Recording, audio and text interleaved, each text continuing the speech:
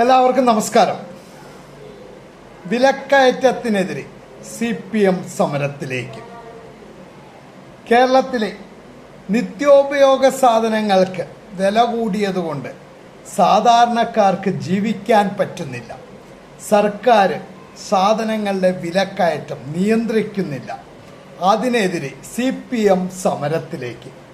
ഇപ്പോഴാണ് CPM നേതാക്കൾക്ക് മനസ്സിലാവുന്നത് കേരളത്തിലെ നിത്യോപയോഗ സാധനങ്ങൾക്ക് വില കൂടിയെന്ന്.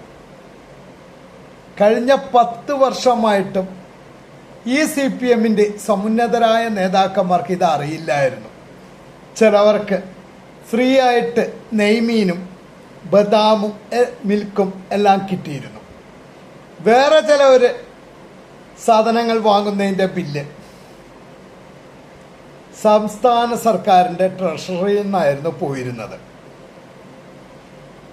ഇപ്പോഴാണ് കയ്യിൽ നിന്ന് പൈസ കൊടുത്തിട്ട് ഇവർക്ക് സാധനങ്ങൾ വാങ്ങേണ്ട ഗതികേട് വന്നത്.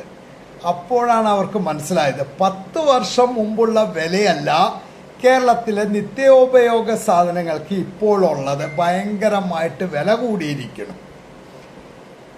അതിനെതിരെ അവർ സമരത്തിലേക്ക് പോവുകയാണ്. ഇനി ഹോസ്പിറ്റൽ ബില്ല് വരുമ്പം അതിനെതിരെയും സമരത്തിലേക്ക് പോകും. ഇത്രയും കാലം സർക്കാർ ചെലവിലായിരുന്നല്ലോ മന്ത്രിമാരും MLAമാരും ഒക്കെ ഹോസ്പിറ്റൽ ചെലവും നടത്തിയിരുന്നത്. പകുതി കൂടുതൽ മന്ത്രിമാരും MLAമാരും തോറ്റതുകൊണ്ട് ഇനി അതും കയ്യിൽ നിന്ന് പോകും. അപ്പോഴാവും അടുത്ത പ്രശ്നം ഉണ്ടാവുക. ഹോസ്പിറ്റൽ ചെലവ് ഭയങ്കരമായിട്ട് കേരളത്തിൽ കൂടുതലാണ്. അതുകൊണ്ട് പ്രൈവറ്റ് ഹോസ്പിറ്റലിലെ ഈ ട്രീറ്റ്മെൻറ്റിനുള്ള ചെലവുകളൊക്കെ കുറയ്ക്കണം എന്ന് പറഞ്ഞുകൊണ്ട് ഇനിയും അതിനും സമരം നടത്തിയിരിക്കും.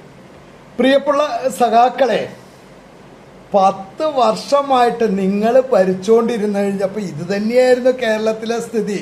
കേരളത്തിലെ നിത്യോപയോഗ സാധനങ്ങൾക്ക് വില കൂടിക്കൊണ്ടിരിക്കുകയായിരുന്നു. ഉപ്പ് മുതൽ കർപ്പൂരം വരെ എല്ലാ സാധനങ്ങൾക്കും വില കൂടി. പക്ഷെ നിങ്ങൾ അറിഞ്ഞിരുന്നില്ല. കാരണം നിങ്ങൾ സർക്കാർ ചെലവിലായിരുന്നു ജീവിച്ചിരുന്നത്. ഇപ്പോഴാണ് CPMന്റെ നേതാക്കന്മാർ പോക്കറ്റിൽ നിന്ന് കാശെടുത്തിട്ട് സാധനങ്ങൾ വാങ്ങാൻ തുടങ്ങിയത്. അപ്പോഴാണ് കാര്യങ്ങൾ മനസ്സിലാവുന്നത്. വില കൂടില്ല എന്ന പരസ്യത്തോടെ വന്നിരുന്ന ദേശാഭിമാനിക്ക് അടക്കം സഖാക്കളെ വില കൂടി. അത് നിങ്ങൾ മനസ്സിലാക്കുക. അല്ലാതെ 1 മാസം പോലും ആവാതെ അധികാരത്തിലേറിയ UDFന്റെ ചുമലിലേക്ക് ഇത് മുഴുവൻ വെക്കാതെ, ഇതൊക്കെ നിങ്ങളുടെ കാലത്ത് വില കൂടിയതാണ്.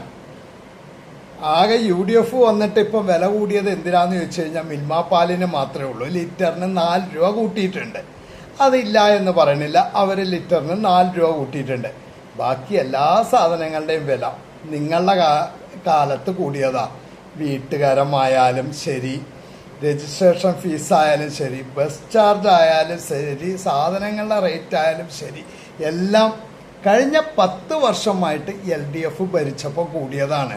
അതുകൊണ്ട് അതും പറഞ്ഞുകൊണ്ട് സമരത്തിലേക്ക് ഇനി ഇറങ്ങിയിട്ടുണ്ടെങ്കിൽ ഇപ്പോൾ LDFന് ഏകദേശം 35 സീറ്റുകളുണ്ട് കേരളത്തിൽ.